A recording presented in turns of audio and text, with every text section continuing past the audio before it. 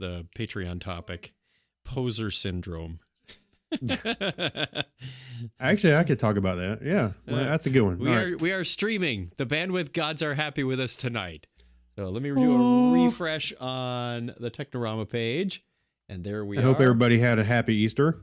I hope so.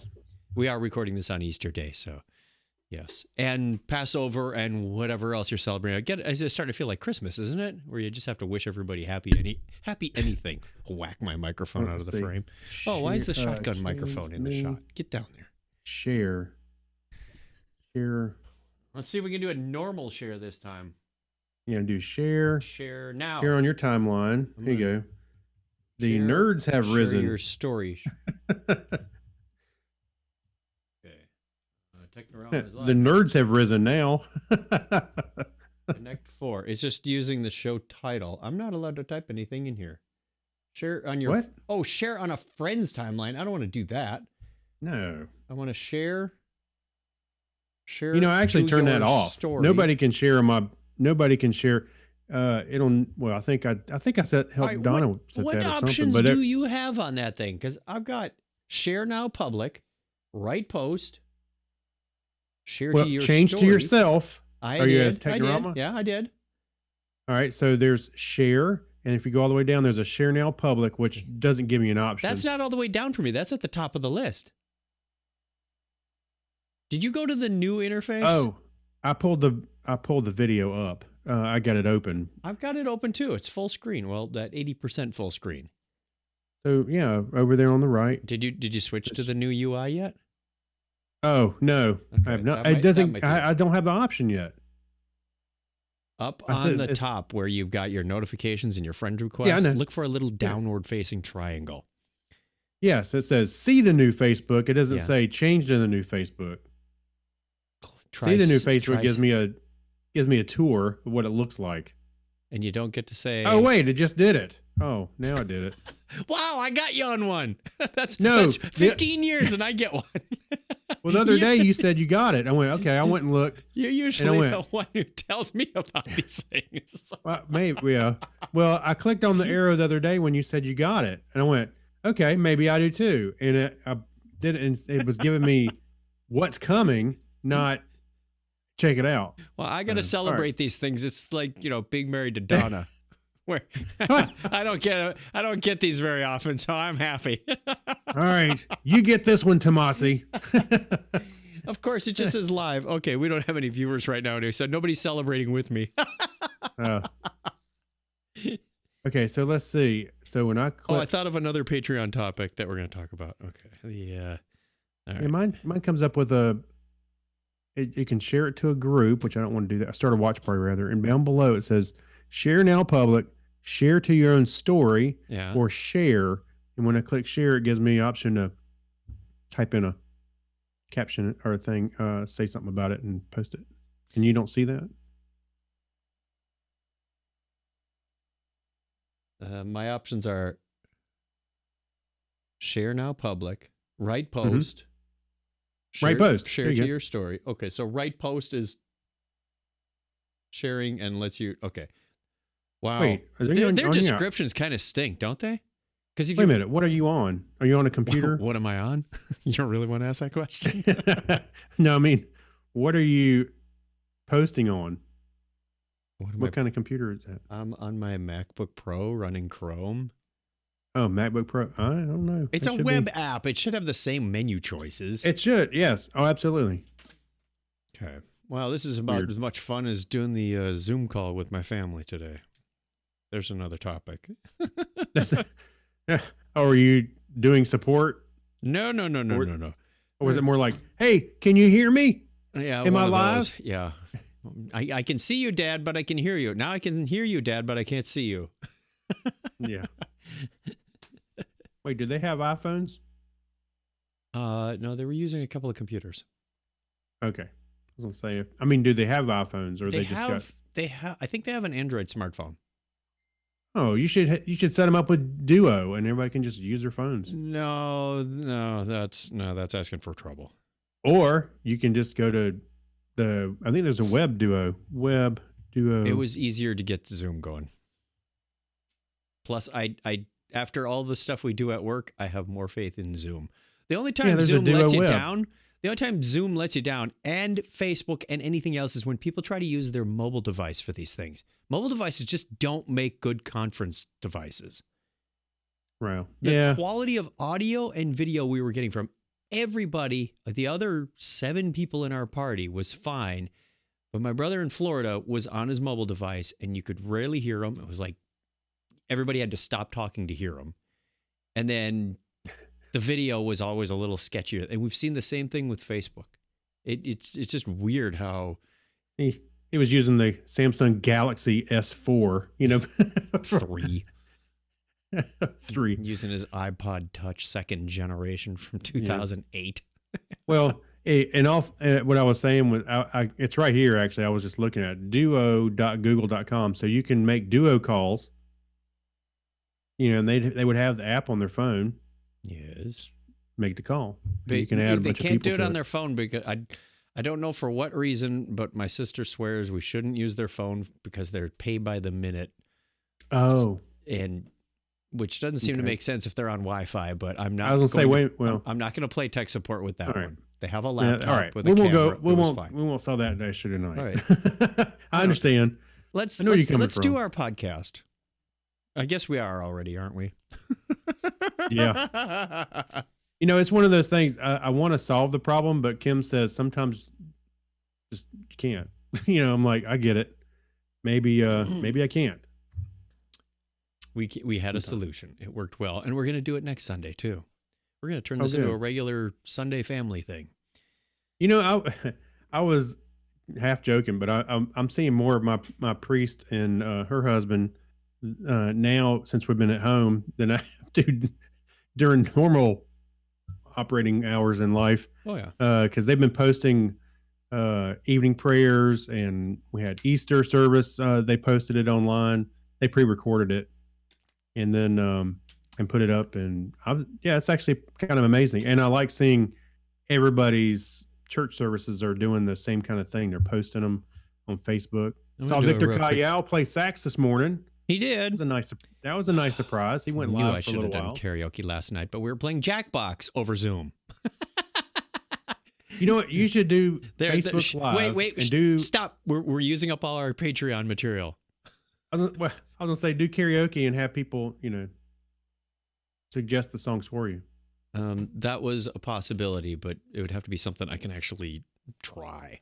All right, let's move on with the show. Ready? All right. I can't see any viewers. If anybody's out there watching, please put something in the chat so we know you're there. Because I don't see a count. Is there something better on the internet than us tonight? I've got nothing. You know what? It's Facebook. Live. Oh, maybe. Mine froze up anyway. What the heck? There, 2. Okay, I got 2. I got 4. It's not full screen. And you know what? We're not giving them anything. We need to start recording. We've been giving them jabber for the last 15 minutes. Yeah. Blah, blah, blah, blah. Okay. Ready? I'm a podcaster. Blah, blah, blah, blah, blah. That's pretty much... Hey, that's what I'm writing down in the book. Yes. Blah, blah, blah. Blah, blah, blah, blah. I just got to chapter 5. First thing in chapter 5 is find your voice and figure out what your topic is. So we better follow my directions. Blah, blah, blah. Yes. Okay. All right. 5, 4, 3. Technorama episode 596 for April 15th, 2020.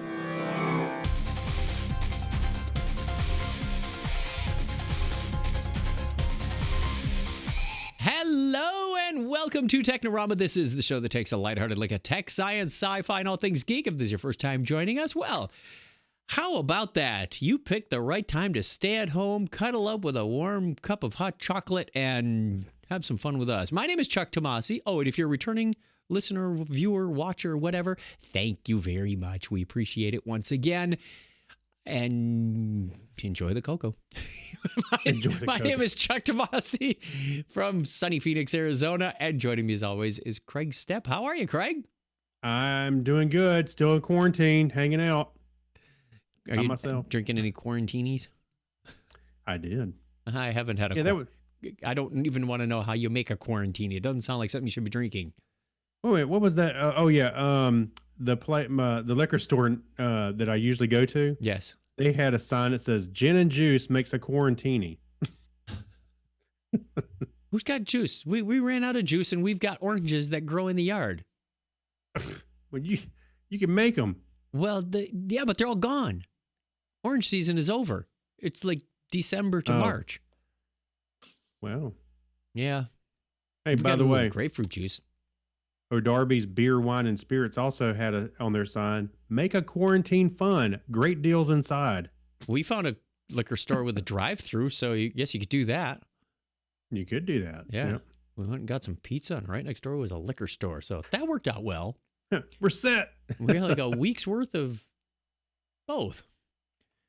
Weeks worth of both. Hope everybody out there is doing well and taking care of yourself. Stay inside, stay safe, wash your hands, all that good stuff that you've been hearing about. I know the news is getting a little monotonous and dismal of late, so hopefully we can bring a little joviality, livelihood into your lives.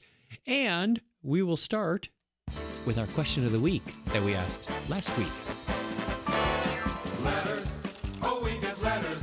We get your letters. Letters every day. Speaking of letters. Really low. Can't hear Ding. that. Ding.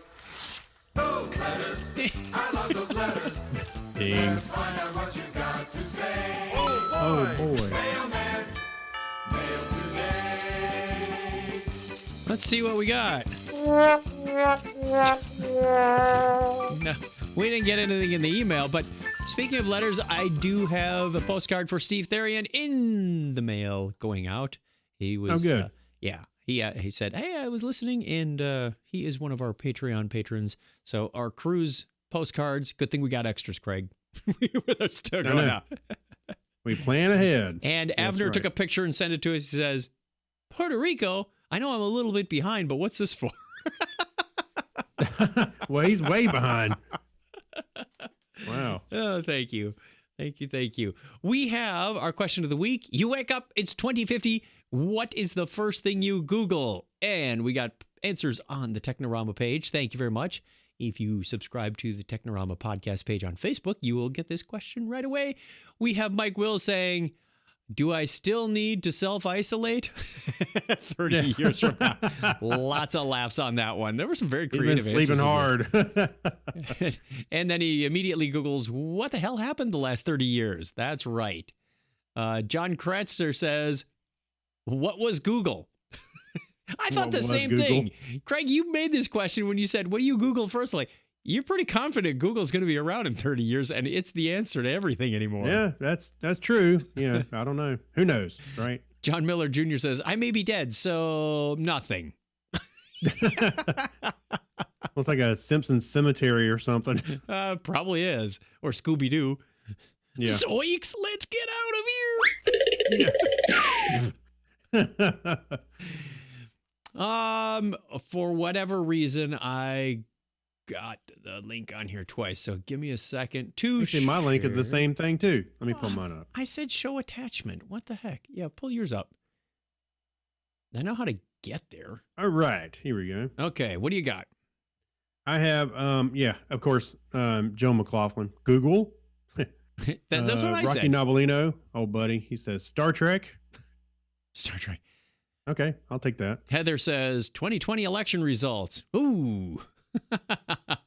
Hey, Norbert Davis says, wait a minute, 2050. Why would you go back that far to Norbert Davis says, what's my 401k look like? We have, I had one of those too. Where is it? It was Danny Morton says, what are ServiceNow shares worth these days? That's right. I'd like to know that one also. Hey, Mark Kilfoyle, he said, advice for person waking up.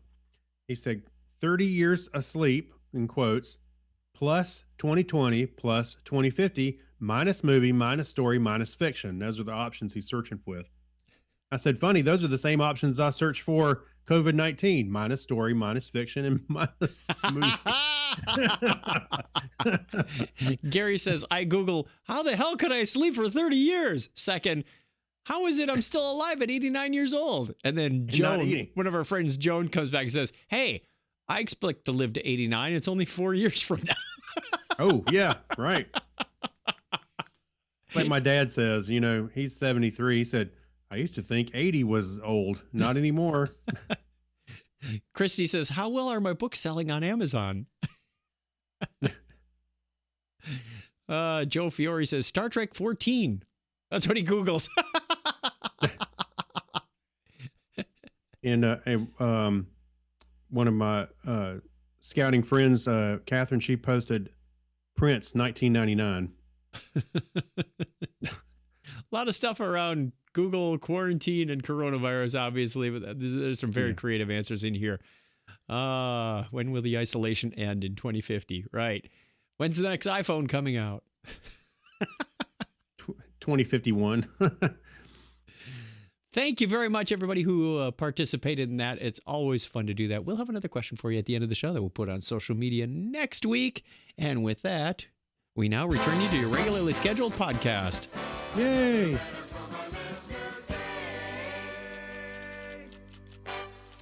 Right into the history.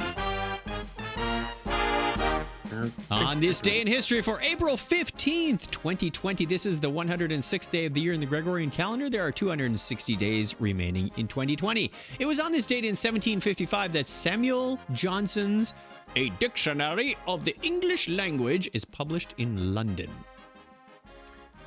And it was 203 years ago today that Thomas Hopkins Gadow and Laurent Cleric, founded the American School for the Deaf, huh? Laurent, like Yves Saint Laurent. And I answered with you, huh? And the first American school for deaf students in Hartford, Connecticut. April 15th, 1865, President Abraham Lincoln died after being shot the previous evening by actor John Wilkes Booth. Vice President Andrew Johnson becomes president upon Lincoln's death. And that same date in 1892, the General Electric Company was formed. What did they sell?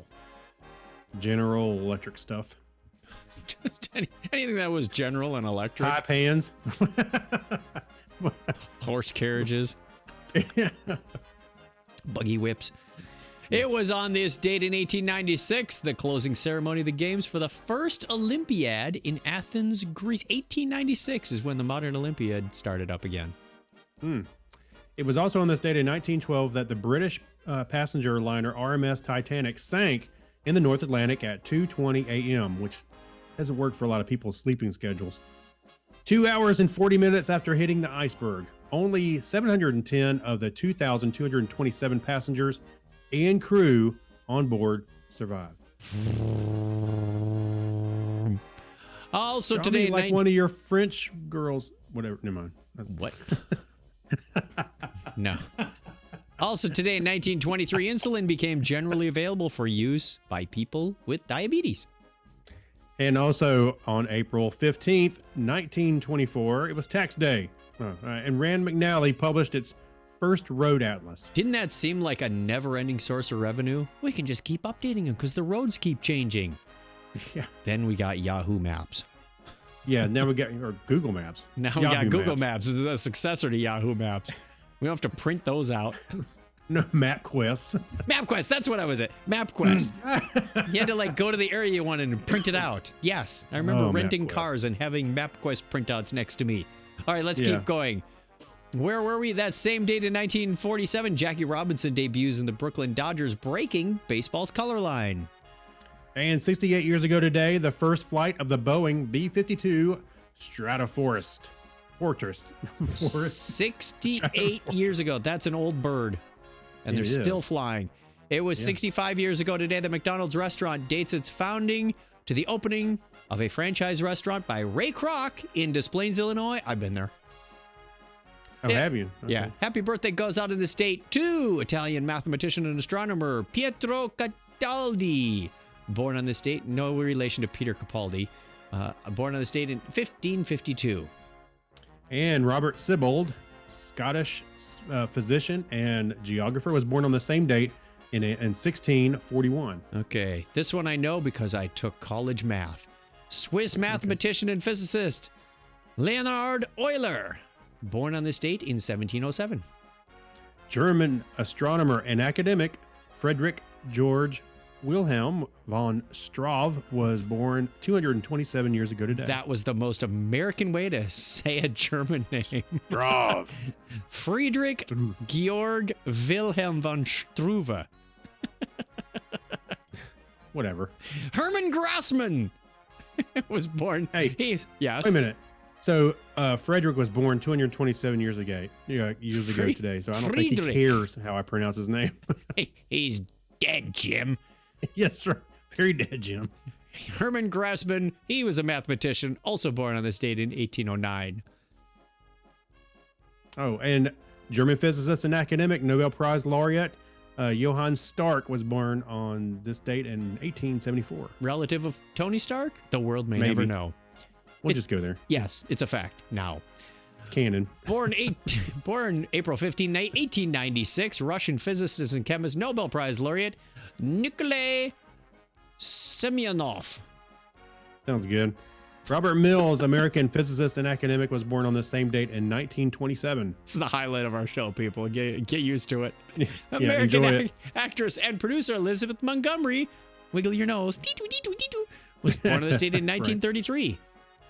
And also turning 69 today is American engineer and astronaut Marcia Ivins. American captain and astronaut John L. Phillips is 69. And also born on the same date in 1982, Canadian-American actor, director, producer, and screenwriter Seth Rogen. Wow. Hermione 82. Granger, Emma Watson is 30 today. Can you believe that? Craziness ensues. All right, listener birthdays real quick for the week of April 15th through 21st. Mrs. Technorama on the 16th. That'd be my lovely wife who takes care of all the cameras and titles on this show. Thank you very much. Scafey, a.k.a. Anthony, is on the 18th. On the 19th is Amanda. That's Susie the Geek's daughter and Geek in Training. I think she's an adult now. She's no longer in training. And Kim and Craig's anniversary is on the 21st. Don't forget, Craig. Yes. No, I would not forget. That's why it's on the calendar. On this day in history for April 15th, 2020. Dun, dun, dun, dun.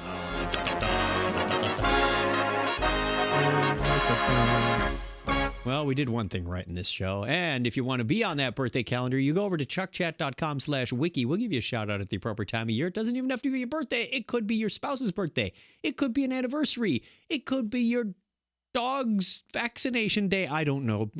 Go ahead. Put something on that form. See what happens. We might actually put it in the show. Thank you. And if it's your birthday and it's this week and we didn't get to it, we love you anyway. Thank you very much. Happy birthday. Stay inside. Stay safe. Don't get anyone infected for your birthday. If you're going to be giving out, if you're going to get presents, don't get that one. Yeah. Don't keep the germs to yourself. All right. We do have a little bit of bad news. Bad news, everyone. Actually, we have a lot of bad news with this article. This is from livescience.com. And apparently scientists have detected what may be the largest hole in the ozone layer ever recorded over the North Pole. The ozone hole covers an area roughly 3 times the size of Greenland. Scientists from the European Space Agency, ESA, said in a statement that could expose people living at far northern latitudes to high levels of ultraviolet radiation if it grows much larger. Fortunately, the hole looks likely to close on its own over the next few weeks, said ESA researcher. So what caused this thing?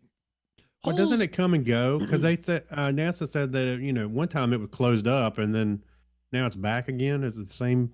Yeah, there was the one over the South Pole that they believe was from the CFC. So let's read on. Holes form in the ozone layer, which is a sheet of gas in the Earth's atmosphere that absorbs much of the harmful UV emitted by the sun. Every year over Antarctica, that's the South Pole, due to the seasonal changes in cloud cover, ozone holes over the Arctic, North Pole, however, are rarer. The last time an Arctic ozone hole opened was in 2011, and it was significantly smaller than the hole seen now, the researchers said.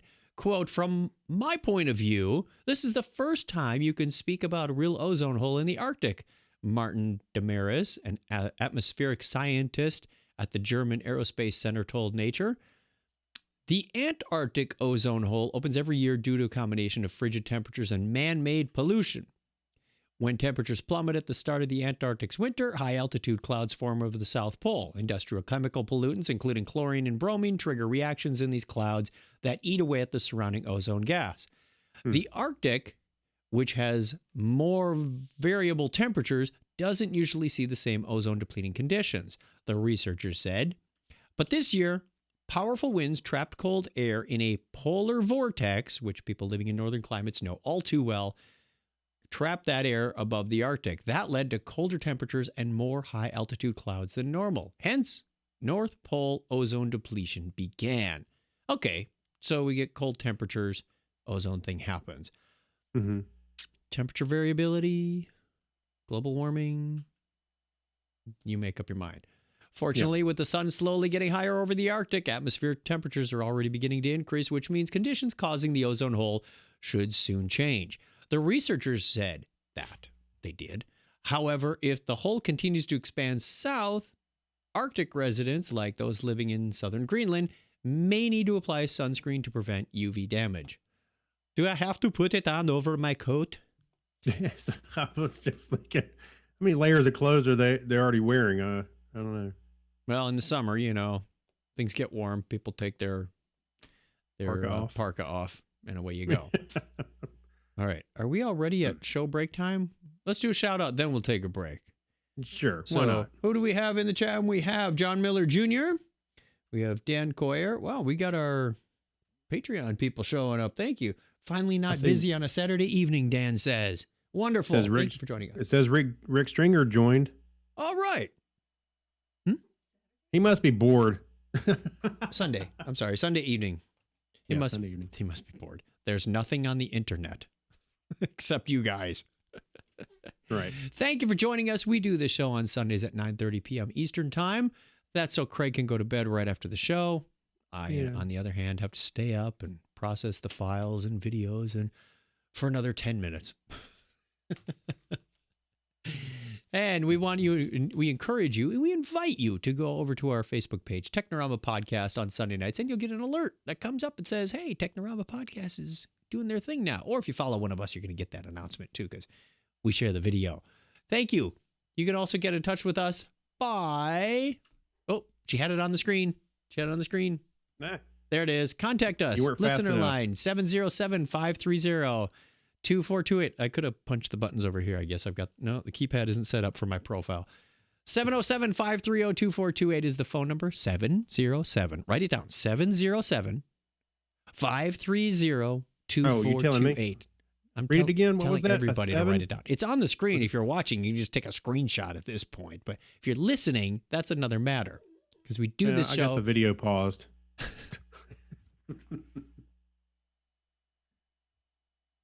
Is this how your family Zoom went today? Yeah, pretty much. I'm sorry, was that a 3? Send us an email, technorama@chuckchat.com. We'd love to hear from you. For now, we're going to take a quick break, and we'll come back with a few more stories in uno momento.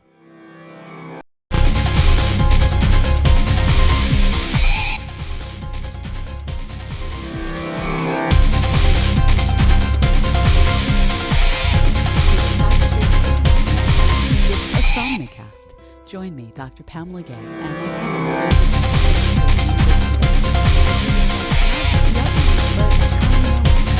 my dark matter to why Pluto isn't a planet.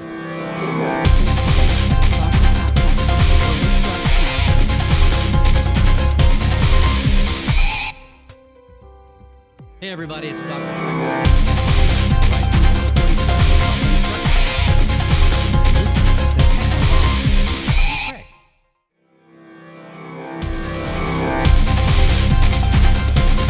Time over. Back on your heads. Oh, okay. Yeah, we're back. All right. We have... What do we have? Remember When? We have Remember When. Remember When. Awesome! We like Remember When. I think it's your turn. Yes. Well, it is my what turn. Happened and they found out... 50 years ago. No, not 50 years ago. 50 years ago. 50. 50K. Yeah, 50,000 years ago, Neanderthals were making string. Oh, this is string theory time. That's what it is. String theory. So it looked like a white splotch on the underside of a Neanderthal stone tool, but a microscope showed it was a bunch of fibers twisted around each other. Further explanation revealed that it was the first direct evidence that Neanderthals could make string and the oldest known direct evidence of string making overall, researchers say. The find implies our evolutionary cousins have had some understanding of numbers of the trees that furnish the raw material. They say it's the latest discovery to show Neanderthals, however you want to say it, were smarter. I was trying to say shorter. Were smarter than modern day people often assume. Bruce Hardy of Kenyon College in Gambier, Ohio, and colleagues report the discovery on a paper released Thursday, I guess last Thursday, by the Journal of Scientific Reports. The string hints at the possibility of other abilities like making of bags, mats. What are they trying to capitalize on this now? No, they're figuring out if you made string, what could you make out of the strings? No, it's like the first thing comes by and he shows them the string. Oh, well, let's make a bag. Next thing you know, they got a market. Check out the guitar shop I opened. Anyway, that making bags, mats, nets, fabric, they said. It came from an archaeological site in the Rhone River Valley of southeastern France, and it was about 40,000 to 50,000 years old, the AP reports. Researchers don't know how Neanderthals used the string or even whether it had been originally attached to the stone cutting tool. It was made from the fiber of the inner bark of trees. Neanderthals twisted the tree bundles and fibers together clockwise and then twisted the bundles together clockwise to make string. Yeah, we know how to make string, okay? And hey, Boy Scout, this is for the rest of us. Yeah. Oh, okay. And that assembly process shows some sense of numbers, Hardy said. So they had a picture, I thought, of one of the fibers, but I don't see it on here. View one more image. There it is. Still waiting for him to pull a guitar out of the ground. Yeah. So, yeah, I thought it was kind of interesting. Yeah, you never always think that, they're kind of walking around, beating rocks against the wall or whatever, whatever they do. But here they are making strings. Pretty cool. Amazing stuff. Yeah, don't underestimate what ancient people did. And it wasn't always aliens. Yeah. First it was string, then they made the pyramids. It's a bit of a leap there, but okay. by several tens of millennia. Hey, on a map, it's this far away, kind of thing. From strings to space, because we like our space NASA stories. Well, yes. NASA is showing a picture of the Hubble Space Telescope took on your birthday. My birthday? Your birthday, not our old birthday. Oh, wait a minute. Hubble Space Telescope captured this 50,000 light year. There's a couple pictures Don is going to throw up on the stage. So, yeah, there's one. This is a 50 light year wide view of the central region of the Carina Nebula, where the maelstrom of starbirth and death is taking place. Huh, looks like a good phone background. Or it's like the bottom of a copper kettle. I could be wrong. NASA, like that. Thousands of years ago. Here's the image. Oh, I can put this on my phone. NASA is celebrating the Hubble Space Telescope's 30th year in orbit, and even though most of the celebrations have been canceled due to the coronavirus pandemic, you can still explore some of the amazing contributions online. The Hubble was the first major optical space telescope to be placed in space, making it the first optical telescope in space, which has been showing us incredible photos of the universe 24 hours a day. And that picture on the screen there is chaotic activity atop a 3 light-year tall pillar of gas and dust that is being eaten away by the brilliant light from a nearby bright stars in a tempestuous stellar nursery that's also part of Carina Nebula. It kind of looks like a bird. I see a bear. A bear. This is a bear standing up on the bottom part. It's the Hubble Rorschach test. As part of the celebrations of the 30th anniversary, what do you see? NASA launched a place for you to see a picture of the cosmos on your birthday. All you have to do is select your birthday month and day, and the generator will reveal a photo from its collection. This almost sounds like astronomy photo of the day. Yeah. APOD. NASA had events scheduled in California and Washington, D.C., but it has postponed them for a later date. If you have a telescope, NASA explains how you can see some of the same objects the Hubble has during this month from your backyard. On a clear night, find a safe location with a dark sky away from bright lights, point your telescope upward, and gaze upon some of the same nebulas and galaxies. Would it be nebulae? Nebulas? Nebulae? Octopi? Okay. Yeah. NASA directions say if you don't have a telescope, binoculars and smaller telescopes may allow you to see a few of the same objects. Very cool stuff. Lots of great pictures. We invite you to go check it out. NASA and Hubble have been doing wonderful What did you things. get? Did you look it up? What did I get? Yeah. My birthday was like 3 weeks ago. Well, it says on January 25th in 2000, I guess is the picture that Hubble took, Okay. was Galaxy NGC 4013. It's a dark band of dust bisects the spiral galaxy NGC 4013. This edge-on galaxy is located 55 million light years away in the constellation Ursa Minor. Select your birthday. Select your date. Go. In 2010 on my birthday, Chuck got a black hole. Star RS Puppis. No, this is an awesome picture. Is it? Okay. The bright star RS Puppis is swaddled in a cocoon of reflective dust illuminated by the glittering star. The star is 10 times more massive than our sun and is 200 times larger. Very cool. It looks like one of those tunnels you don't want to go into, after you die. Yeah. Kind of cool. All right. Fun stuff. Hey, what do you say we stop and take a moment and thank our wonderful patrons for keeping this show going? Why not? Because it's that time of show, according to the show notes. Thank you, patrons. You get special content, and we are jotting down notes furiously as we go through. See, this is the official notepad of the patrons. We don't do as high a production quality on that podcast, but it's okay. It's all about the thought process, the brains, well, you get the Or idea. lack thereof. When we find something, we'll let you know. Yeah, that's right. But for as little as $1 a show, and some people are donating more, you get your name enshrined on the show, and you get a postcard from Puerto Rico for whatever reason.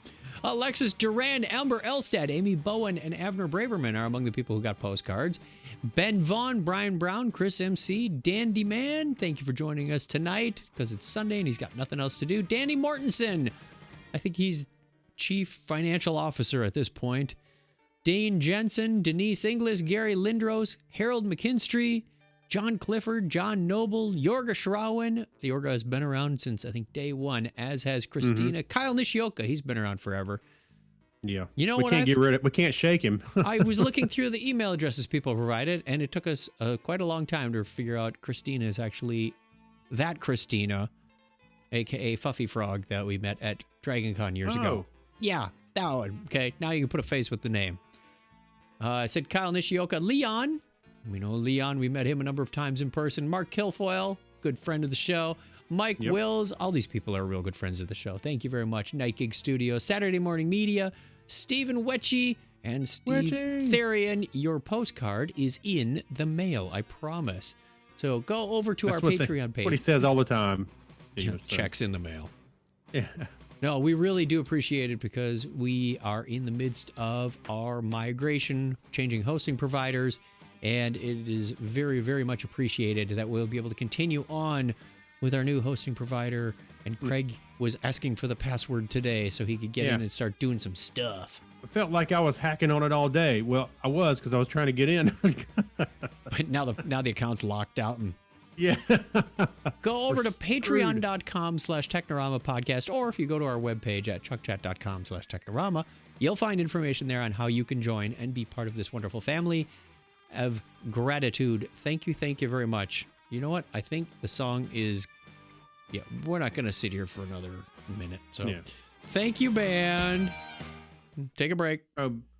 By the way, John Miller Jr. said that he asked, were the nebulas practicing social distancing? Yes, they're at least 6 light years from each other. Yeah, that's it. 6 light years from each other. Okay, are we down to the media corner? Am I reading this right? I think so. Okay, let's do this. You're reading it.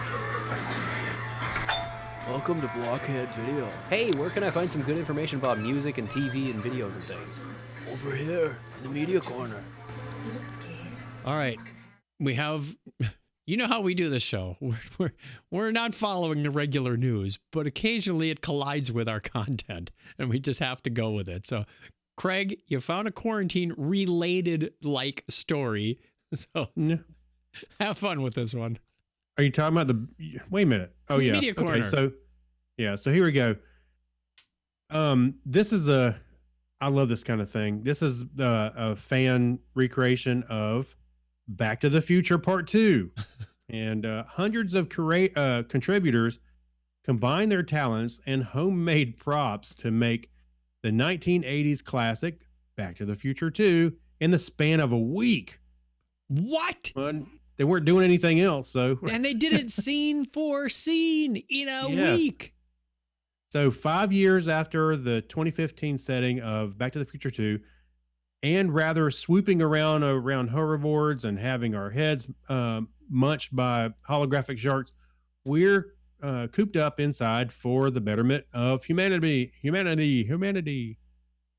But that's where DI fan-made tribute Project 88 comes in, a globe-trotting community remake of the 1980s classic for the self-isolating coronavirus.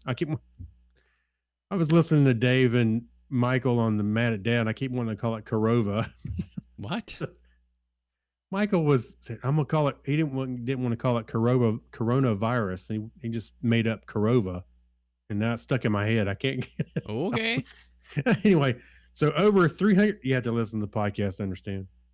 So over 300 people from 9 different countries contributed to the Back to the Future 2, as in also 2. Which features puppets, pets, cobbled together props, as well as a collage of animation and live action styles across 88 predefined scenes. Okay, so you had to like sign up for a scene. That way you don't get you don't get 20 people doing one particular scene. No, and there was if you remember, we talked about this a long time ago. So bear with me. I was Star Wars scrubbing through this. Yes, I was scrubbing through this. I started watching maybe the first 5 or 10 minutes. You know when they get, and then I scrubbed up to the scene where old Biff is in the car with young Biff, and he hands him the magazine of the sports. Oh yeah, the sports scores. It was potatoes. Yeah, potatoes. Yeah. And I really want to see the rest of this thing because it's really creative on what people did. It's not just people acting it out, which is a lot of the scenes, and they do a fine job in many cases. But the creativity on other things, wow, it's So it's an hour and 45 minutes. So go check it out. If you can't watch the whole thing, just flip through it at least, because I think it's well worth you checking out to some degree. I started watching it. I haven't finished it. I'm going to go back and finish it. And one scene was animated. It looked like South Park. And next thing I know, I skipped ahead just a little bit to see, and there was 2 guys in homemade costumes. I don't know. You got to watch it. Yeah. Anyway, go check it out. Some stuff But is Star hardly Wars one recognizable that it's from the movie. If it weren't for the dialogue, you wouldn't know that was from the movie. It's like, what? Yeah. What is this that I'm watching? Now, a while back, if you're interested in checking this out, there was, I don't think this is the right name, but I thought it was called Star Wars Frame by Frame. But what they did was they had, was it 20-second increments? They broke up the movie and all these different small scenes, and people would sign up for a scene, and they would produce it and send it in, and they edited the whole thing together. Similar to this. That's awesome. But this one, they broke it up not quite as much as the Star Wars one. But anyway, go look for that. If I find it, I'll put it in the show notes too. It's a lot of fun. Thanks for finding that, Greg. That's a lot of fun. Help people stay and it's entertained. hilarious. Just actually seeing the scene changes is almost as fun as just watching the movie. Yep. Well, and it's fun to do material you already know. Yeah, absolutely. Yes, this is the picture. All right. Next picture, we have Geek Library. Welcome to Blockhead Video. Hey, where can I find some good information about music and TV and videos and things? Over here, in the media corner. All right, these 4 people are not going to take down that dragon. I don't know what. Yeah, right. Hey, got to have some ambition and some goals, right? You better roll a 20 real fast, buddy. Yeah. Hey, when most yes. I was going to say, I'm not sure if we talked about this or I threw this in the. This feels like a familiar. I may be scrolling down too far. No. Well, the this is byline it. Yeah. had April 10th, which is just Wow. before. Or somebody's republishing somebody else's article because this feels Maybe. like a very. Let's talk about it anyway. Okay, when most people of Dungeons and Dragons, I think they mean think of Dungeons and Dragons. Wow, this is like comicbook.com. I know. They probably think of a group of people huddled around a table with snacks and dice piled high as the dungeon master sets up the next encounter. That's not how it goes. Got any Cheetos? Any girls here? I get drunk. Roll. I'm going to attack the darkness. However, more and more players are turning towards the internet to play using online simulators to play with their friends. That's been like a thing for years, but okay. More people are discovering the online experience because they can't get together with their friends, lest they get infected. Online simulators help alleviate the issues of working around player schedules or different time zones. And for the DMs, online simulators offer tools that streamline the world and dungeon building process, making it easier to create a campaign than ever before. However, not all these online D&D simulators are created equal, and each one has its own advantages and drawbacks. So, number 1 on the list is Fantasy Grounds. This is one that I believe our good friend Scott Tyler uses currently. Oh, is it? Okay. Yeah. Fantasy Grounds is perhaps the best online simulator to play Dungeons and Dragons. Fantasy Grounds has official licenses from Wizards of the Coast, which means official campaigns, characters, and enemies, as well as Dungeons and Dragons specific rule sets are available. New players to D&D will feel at home, as the system's UI displays everything on screen that players would normally have to keep track of on their own character sheets or notes. Dungeon masters will also appreciate the variety of complexity of their tools at their disposal, including various templates to help them run their sessions. On the other hand, learning exactly how those tools work could pose a challenge for DMs. Fantasy Grounds offers many tools and gadgets that allow DMs to build their worlds, but the software itself is very dense. Taking the time to learn how to use it effectively can take hours, which might be off-putting to DMs who already put hours into session preparation.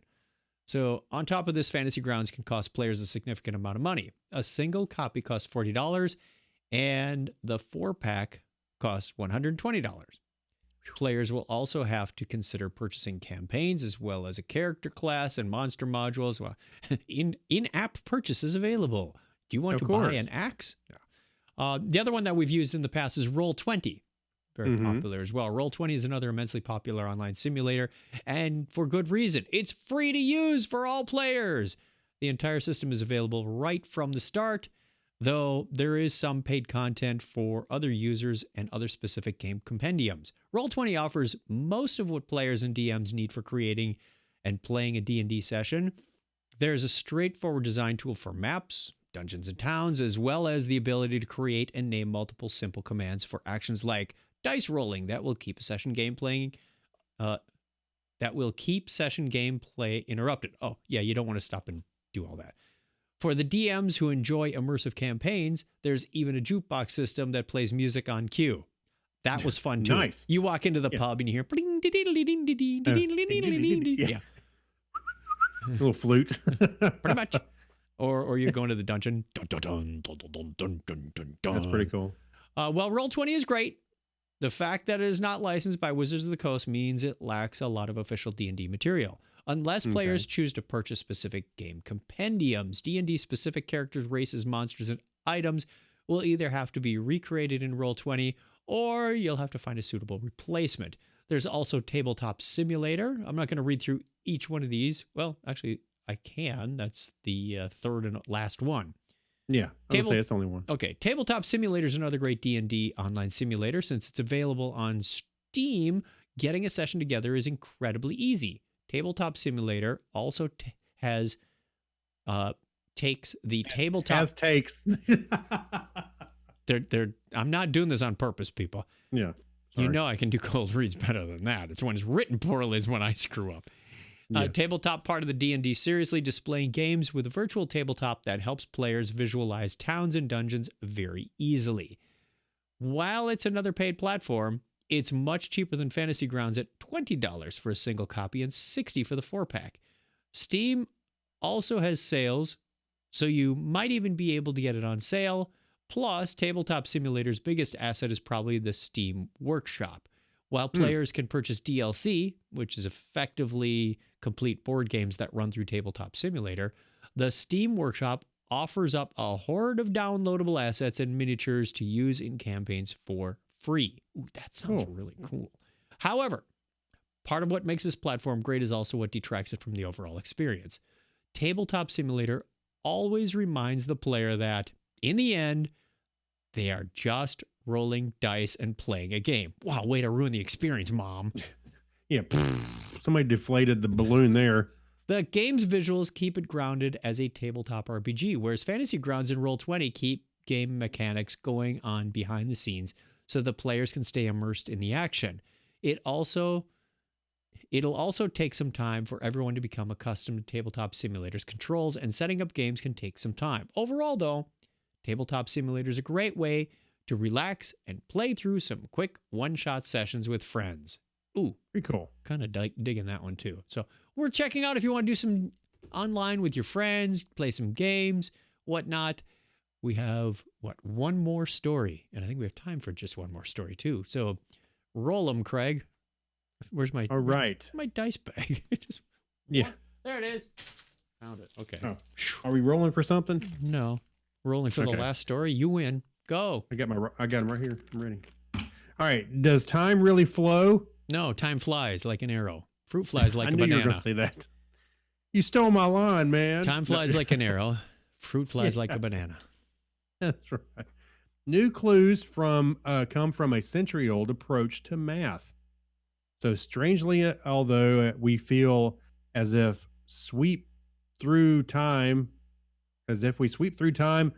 on the knife's edge between the fixed path and the open future. I started to say furniture. Open furniture?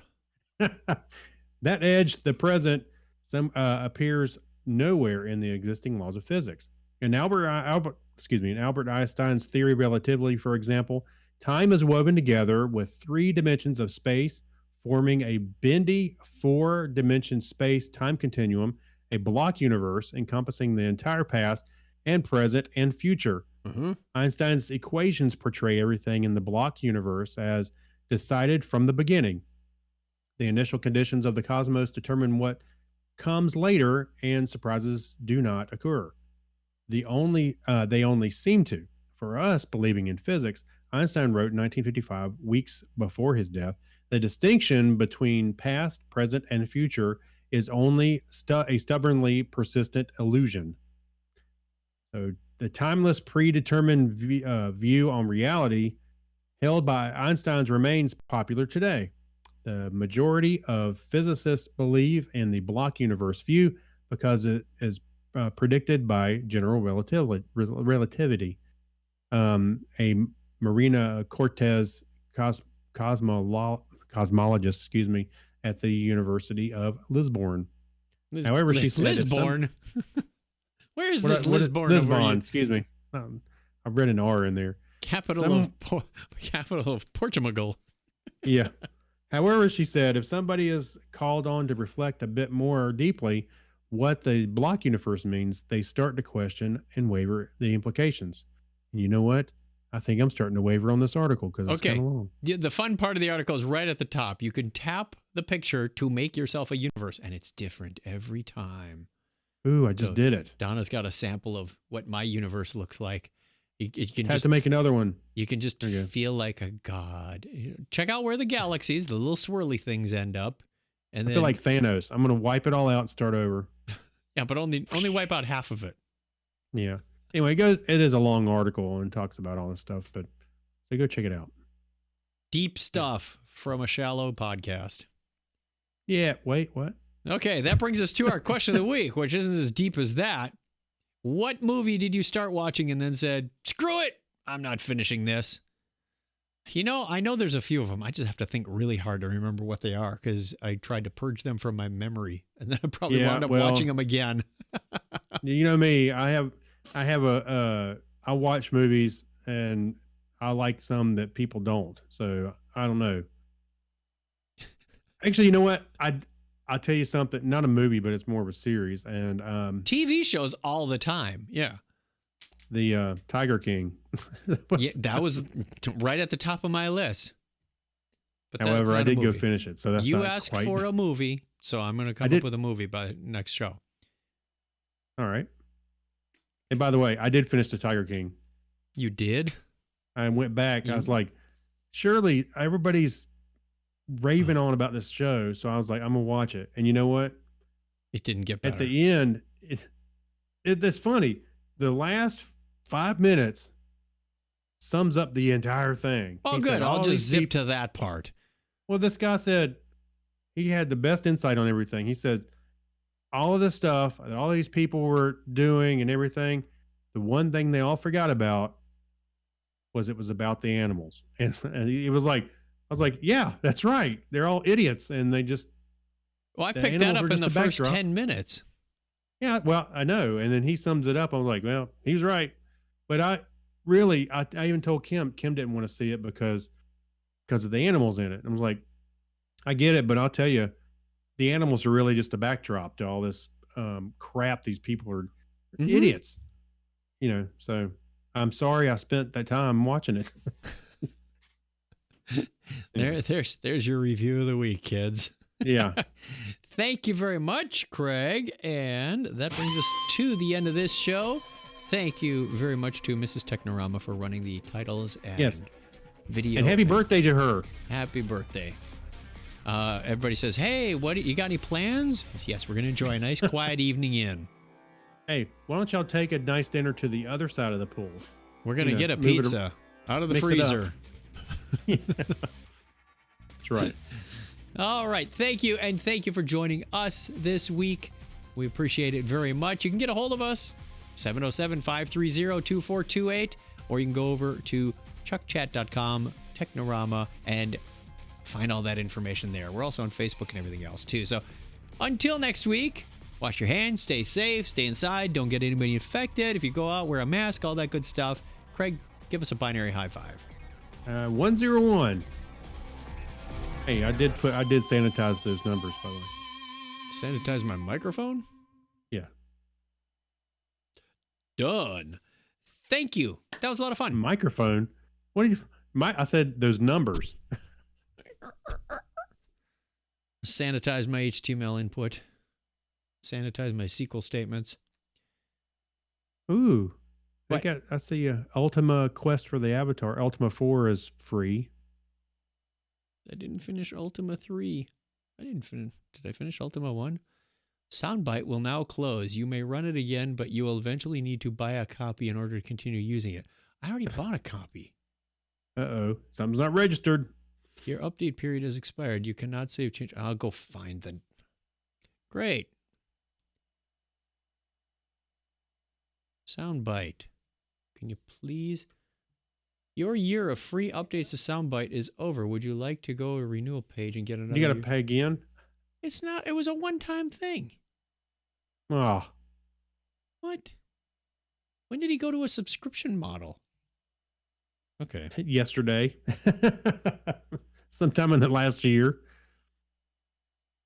Okay. Soundbite? Well, it